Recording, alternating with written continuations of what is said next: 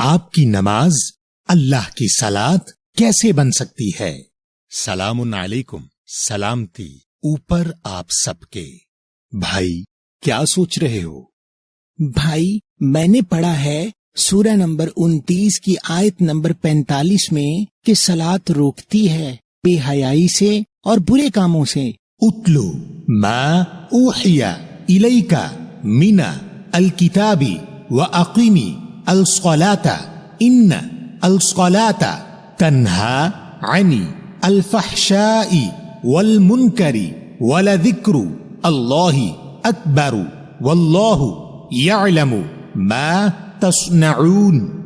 پڑھ دو جو وحی کی گئی ہے تمہاری طرف کتاب میں سے، اور قائم کرو خاص صلات رابطہ، بے شک خاص صلات رابطہ روکتا ہے بارے میں خاص فحاشی اور خاص منع کیے گئے، اور یقیناً ذکر یاد دہانی اللہ کی سب سے بڑی ہے، اور اللہ جانتا ہے جو تم کرتے ہو۔ تو بھائی اللہ کہہ رہے ہیں کہ صلات قائم کرو، کیونکہ صلات روکتی ہے بے حیائی سے اور برے کاموں سے، لیکن میری صلات مجھے نہیں روکتی۔ تو میں سوچ رہا ہوں کہ کیا اللہ کی آیت غلط ہے یا میری صلات غلط ہے؟ بھائی اللہ کی آیات غلط نہیں ہو سکتی، تو آپ کو اپنی صلات کو دوبارہ دیکھنا ہوگا اور صلات کیسے قائم ہوتی ہے سمجھنا ہوگا۔ چلے آپ میرے ایک سوال کا جواب دیں۔ جی پوچھیں۔ آپ جب بھی صلات پڑھتے ہیں تو آپ ہمیشہ ایک دعا کرتے ہیں سورۃ الفاتحہ میں کہ ہدایت دیجئے یا دکھائیے مجھے سیدھا راستہ۔ چلے میں آپ کو دکھاتا ہوں، آپ سورہ نمبر 1 الفاتحہ کی آیت نمبر 6 دیکھیں۔ اہدنا الصراط المستقیم، ہدایت کر ہماری خاص راستے خاص سیدھے قائم کی۔ جی بھائی بالکل دعا کرتا ہوں۔ تو بھائی کیا آپ کو اس دعا کا جواب آتا ہے اور کیا آپ کو سیدھا راستہ ملتا ہے؟ مجھے نہیں پتا بھائی۔ دیکھیں ہم آپ کو دکھاتے ہیں کہ اللہ سورہ نمبر 2 اور آیت نمبر 186 میں کیا کہتے ہیں۔ وَإِذَا سَأَلَكَ عِبَادِي عَنِّي فَإِنِّي قَرِيبٌ أُجِيبُ دَعْوَةَ الدَّاعِ إِذَا دَعَانِ فَلْيَسْتَجِيبُوا لِي وَلْيُؤْمِنُوا بِي لَعَلَّهُمْ يَرْشُدُونَ۔ اور جب تم سے سوال کریں میرے بندے حکم پر چلنے والے میرے بارے میں، پھر بے شک میں قریب ہوں، جواب دیتا ہوں پکار کا، خاص پکارنے والے کی۔ جب پکارتا ہے پھر جواب دیں میرے لیے اور ایمان لائیں ساتھ میرے، تاکہ وہ سمجھ پائیں۔ بھائی اس آیت کے مطابق تو ہمارا اللہ ہماری دعاؤں کا جواب دیتا ہے، جیسے یہ سیدھے راستے کی دعا، لیکن مجھے سیدھا راستہ کیوں نہیں ملتا؟ بھائی آپ کو وہ سیدھا راستہ ملتا ہے، ٹھہریے پہلے ہم آپ کو دکھاتے ہیں کہ وہ سیدھا راستہ کہاں ہے، پھر ہم بتاتے ہیں کہ سیدھا راستہ کیسے ملتا ہے۔ آپ سورہ نمبر 17 اور آیت نمبر 9 دیکھیں۔ ان ھذا القرآن یہدی للتی ہی اقوم ویبشر المؤمنین الذین یعملون الصالحات ان لہم اجرا کبیرا۔ بے شک یہ خاص قرآن پڑھائی ہدایت کرتی ہے اس کے لیے وہ جو سیدھا قائم ہے، اور بشارت دیتی ہے خاص مومنوں کو جو لوگ عمل کرتے ہیں خاص اصلاح والے، کہ ان کے لیے اجر ہے ایک بڑا۔ تو بھائی اس آیت میں اللہ کہہ رہے ہیں کہ قرآن سب سے سیدھا راستہ دکھاتا ہے۔ تو جب آپ صلات میں سورۃ الفاتحہ میں سیدھے راستے کی دعا کرتے ہیں تو سورۃ الفاتحہ کے فوراً بعد آپ پڑھتے ہیں یا سنتے ہیں قرآن کی آیات، اور اس آیت میں ہوتا ہے اللہ کا سیدھا راستہ، تاکہ آپ رک سکیں بے حیائی سے اور برے کاموں سے۔ مگر چونکہ آپ کو اس کے معنی پتہ نہیں ہوتے تو آپ اس دی گئی ہدایات پر عمل نہیں کرتے، اس لیے آپ کی صلات آپ کو بے حیائی سے اور برے کاموں سے نہیں روک پاتی۔ اور دیکھیے کہ آپ صلات میں سورۃ الفاتحہ میں ان لوگوں کا راستہ بھی مانگتے ہیں جن پر اللہ نے انعام کیا، آپ دیکھیے سورہ نمبر 1 آیت نمبر 7 میں آپ کی دعا اور سورہ نمبر 19 کی آیت 58 اور 59 میں اللہ کا جواب. صراط الذین انعمت علیہم غیر المغضوب علیہم ولا الضالین. راستہ جو لوگ انعام ہوا تیرا اوپر ان کے، دوسرے خاص غضب میں ہیں اوپر ان کے، اور نہیں وہ خاص گمراہ ہونے والے.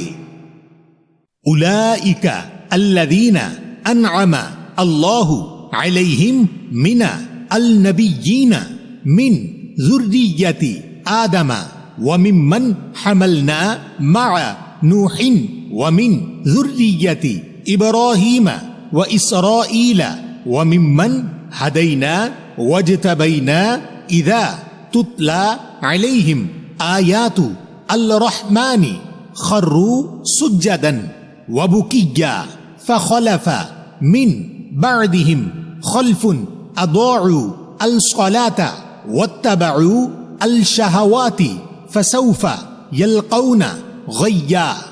وہ ہیں جو لوگ انعام کیا اللہ نے اوپر ان کے، خاص نبیوں میں سے، نفسیاتی نسل سے آدم کی، اور جن میں سے ہم نے اٹھایا ساتھ نوح کے، اور سے نفسیاتی نسل ابراہیم کی اور اسرائیل کی، اور جن میں سے ہم نے ہدایت دی اور ہم نے منتخب کیا. جب پڑھی جاتی ہیں اوپر ان کے آیتیں خاص رحمان کی، وہ جھکتے ہیں سجدہ تسلیم کرتے ہوئے اور روتے ہیں. پھر جانشین ان کے بعد سے جانشین ہوئے، ضائع کیا خاص صلاۃ رابطہ کو اور پیروی کی خاص خواہشات کی. پھر عنقریب بیان کی گئی گمراہی.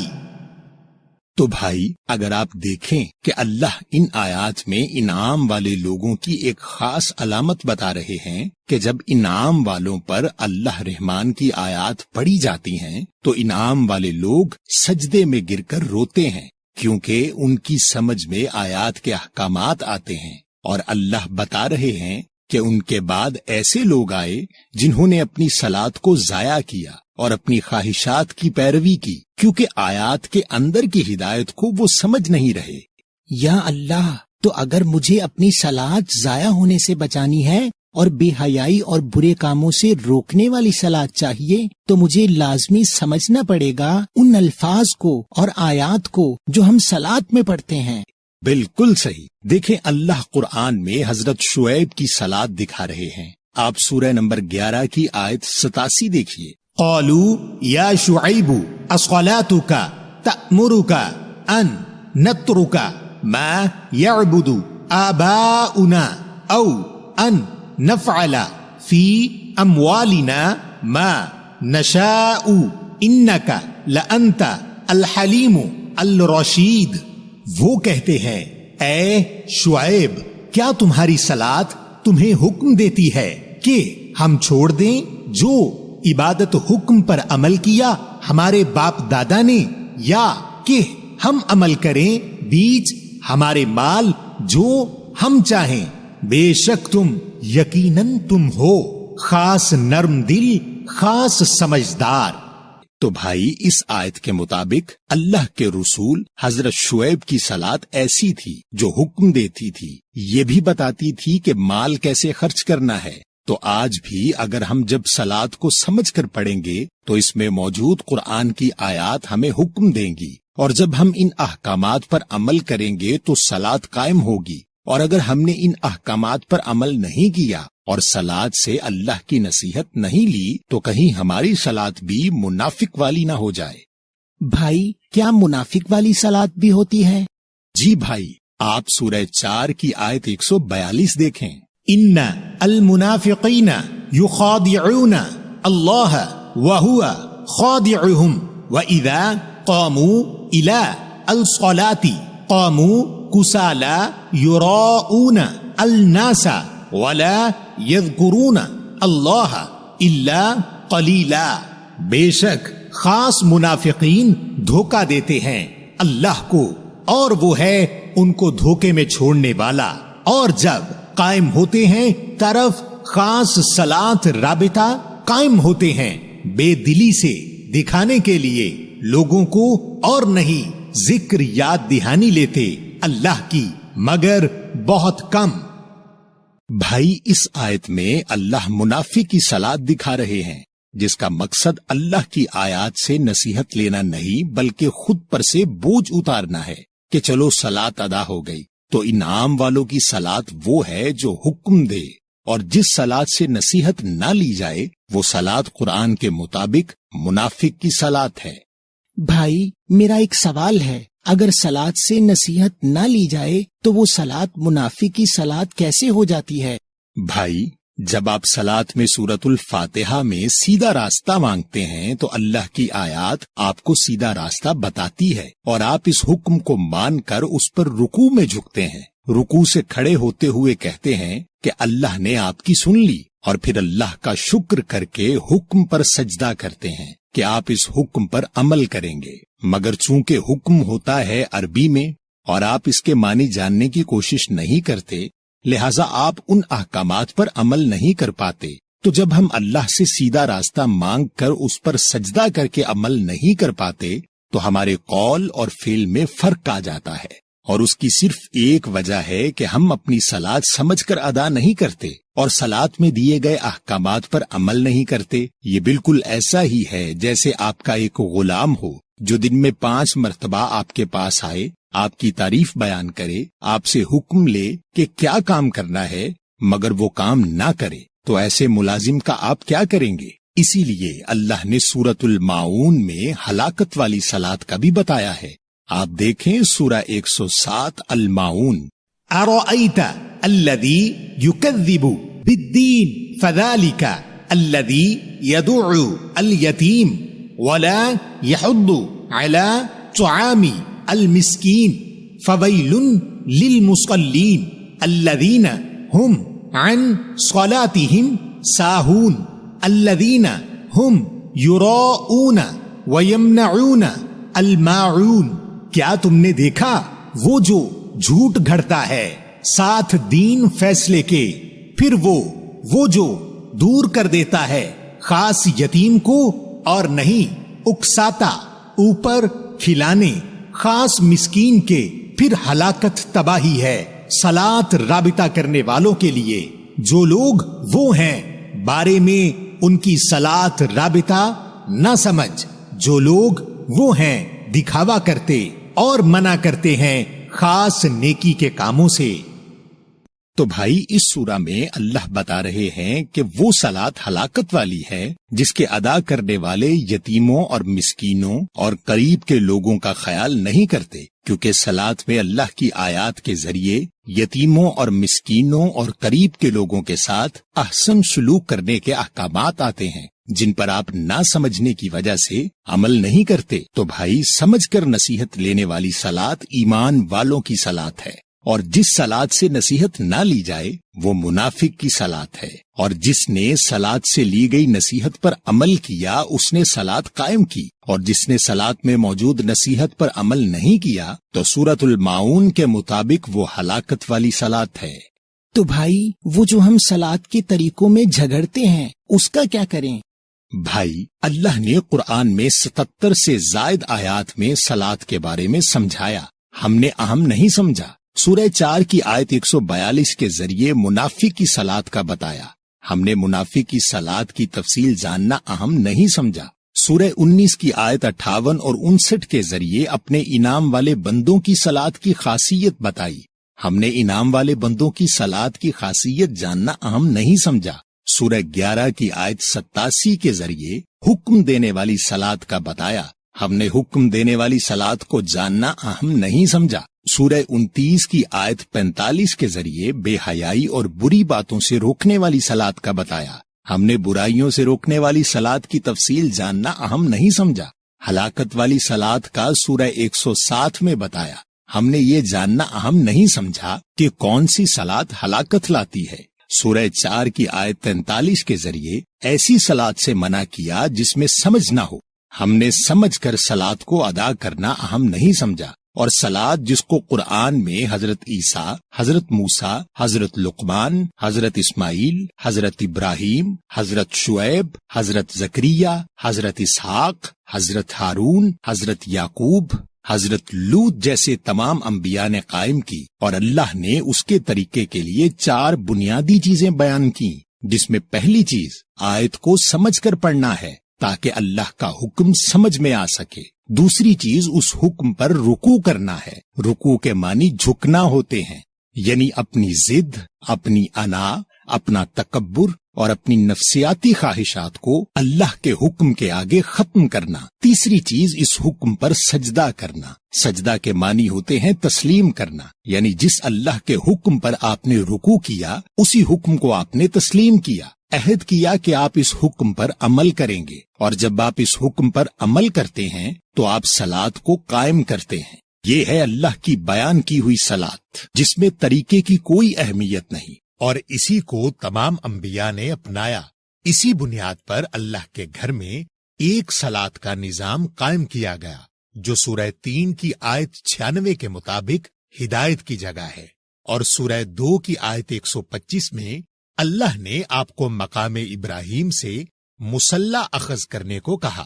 تو ہر دور کا مسلمان اللہ کے گھر سے اپنی صلات لے گا، جہاں ایک صلات کا نظام ہر دور میں قائم رہے گا، جس سے امت مسلمہ میں صلات کے طریقے کا اختلاف ختم ہو سکتا ہے۔ اور اس طریقے کو جاننے کے لیے آج بھی آپ انٹرنیٹ لگا کر وہ طریقہ دیکھ سکتے ہیں، اور وہاں 2 طریقوں سے صلات یعنی اللہ سے رابطہ کیا جاتا ہے۔ کچھ لوگ نماز پڑھ کر نماز میں پڑھی جانے والی آیات کے ذریعے اللہ سے صلات یعنی رابطہ کر رہے ہوتے ہیں اور اللہ کے احکامات لے رہے ہوتے ہیں، چاہے ہاتھ کھول کر پڑھیں یا ہاتھ باندھ کر پڑھیں۔ اور کچھ لوگ وہیں قرآن پڑھ کر قرآن میں موجود آیات کے ذریعے اللہ سے رابطہ کر کے اللہ کے احکامات لے رہے ہوتے ہیں۔ تو رابطہ اللہ سے دونوں کر رہے ہوتے ہیں، مگر جس بھی صلات یعنی رابطے میں آیات کی سمجھ ہو وہ ایمان والے کی صلات ہے، اور جس صلات یعنی رابطے میں آیات کی سمجھ نہ ہو وہ منافق کی صلات ہے۔ تو صلات کے طریقے سے زیادہ اہم صلات کے ذریعے اللہ سے ہدایت لینا ہے اور اس لی گئی ہدایت پر عمل کرنا ہے تاکہ صلات قائم ہو سکے۔ بھائی، میں نے تو ہمیشہ یہی سنا کہ صلات کے معنی نماز کے ہیں۔ جی نہیں میرے بھائی، صلات کے بنیادی حروف صاد، لام، واو ہیں، جو قرآن میں تقریباً 99 مرتبہ آئے ہیں۔ کہیں صلات، کہیں صلی، کہیں مصلی، کہیں مصلین، جس کے معنی لوگ کہیں درود، کہیں نماز اور کہیں رحمتیں کر دیتے ہیں، مگر صلات کے اصل معنی رابطہ کے ہیں، جو ان تمام 99 جگہوں پر فٹ ہوتے ہیں۔ اور اگر آپ سمجھتے ہیں کہ صلات کے معنی نماز کے ہیں تو قرآن کی سورہ نمبر 24 کی آیت نمبر 41 میں پرندوں کی صلات کا ذکر ہے، تو پرندے کیسے نماز پڑھیں گے؟ سورہ نمبر 33 کی آیت نمبر 56 میں اللہ اور ملائکہ ہم سے صلو کرتے ہیں، تو کیا اللہ اور ملائکہ ہم پر نماز پڑھتے ہیں یا کتاب کے ذریعے رابطہ کرتے ہیں؟ سورہ نمبر 33 کی آیت نمبر 56 میں اللہ اور ملائکہ نبی پر صلو کر رہے ہیں، تو کیا اللہ اور ملائکہ نبی پر نماز پڑھ رہے ہیں یا کتاب کے ذریعے رابطہ کر رہے ہیں؟ اور اسی آیت میں اللہ نے ایمان والوں کو بھی نبی پر صلو کرنے کا کہا ہے۔ تو اگر صلو کے معنی نماز کے ہیں تو آپ نبی پر نماز کیسے پڑھیں گے؟ مگر ہر دور کا ایمان والا نبی سے اللہ کی کتاب کے ذریعے رابطہ کر سکتا ہے۔ تو بھائی، صلات کے معنی رابطہ کے ہیں، جیسے دبئی کی ٹیلی فون کمپنی کا نام ہے ایتی صلات، جس میں صلات کے معنی رابطہ کے ہیں، نماز کے نہیں۔ مگر اگر امت کا صلات کا اختلاف ختم ہو گیا تو مذہب کے خود ساختہ ٹھیکیداروں کی دکانیں بند ہو جائیں گی، لہٰذا وہ آپ کو یہ کہہ کر کے قرآن میں صلات کا طریقہ نہیں، اللہ کی کتاب کو نامکمل کہہ کر اپنے فرقے کی کتابوں کی طرف لے جاتے ہیں۔ اور اسی وجہ سے ہم نے انبیاء کی اللہ سے کلام کرنے والی صلات چھوڑ کر، اللہ کی شریعت والی صلات چھوڑ کر اپنے فرقے والی صلات کو شریعت کا حصہ سمجھ لیا۔ सलात के मकसद को छोड़कर तरीके को पकड़ लिया और तरीके में झगड़कर फिरके बना लिए और फिरकों में झगड़कर कुफ्र के फतवे लगा दिए। या अल्लाह, भाई मुझे अब एहसास हो गया है कि समझकर सलात अदा करना और सलात में दिए गए अहकामात पर अमल करना कितना जरूरी है। तो भाई सलात को समझने के लिए मुझे अरबी सीखनी पड़ेगी, जिसमें काफी सारा वक्त लग जाएगा। भाई ये बहुत अच्छी बात है अगर आप अरबी सीखें, लेकिन इस दौरान आप बाजार से एक सलात की किताब खरीद लें और सलात में पढ़े जाने वाले अल्फाज के मानी याद कर लें। और जब आप मस्जिद जाते हैं तो सलात के इख्तिताम पर आप मस्जिद के इमाम से पूछ लीजिए कि उन्होंने कौन सी आयत तिलावत की, और फिर आप घर आकर कुरान से उन आयत के मानी पढ़ लें, ताकि आपको इल्म हो कि आपने अल्लाह से किस बात पर अहद किया है। और अगर किसी वजह से आप अकेले सलात अदा कर रहे हों तो अपनी कमजोरियों पर कुछ आयत तर्जुमे के साथ समझकर याद कर लीजिए। तो जब आप समझकर सलात अदा करेंगे तो फिर आपकी तवज्जो सलात के ऊपर से नहीं हटेगी, और जब आप इन अहकाम पर अमल करेंगे तो आपकी सलात कायम होगी। भाई आपका शुक्रिया कि आपने मेरी रहनुमाई की। अब मेरी समझ में आ गया कि अगर मैं अपनी सलात समझकर अदा करूंगा तो मेरी सलात मुझे रोकेगी बेहयाई से और बुरे कामों से, और अगर सलात की वजह से मैं रुक गया बेहयाई से और बुरे कामों से तो मैंने अपनी सलात कायम कर दी। तो भाई अब ये आपकी जिम्मेदारी है कि इस वीडियो को शेयर करें और दूसरों को भी सलात कायम करना सिखाएं। और आप हमारी मुख्तलिफ मौज़ूआत पर 50 से ज़ायद वीडियोस हमारे फेसबुक पेज या हमारे क्वेश्चन कुरान ऑफिशियल के नाम से मौजूद यूट्यूब चैनल या हमारी www.questionquran.com के नाम से मौजूद वेबसाइट से देखें, और घर में मौजूद लफ्ज ब लफ्ज तर्जुमा वाले कुरान से तस्दीक भी करें।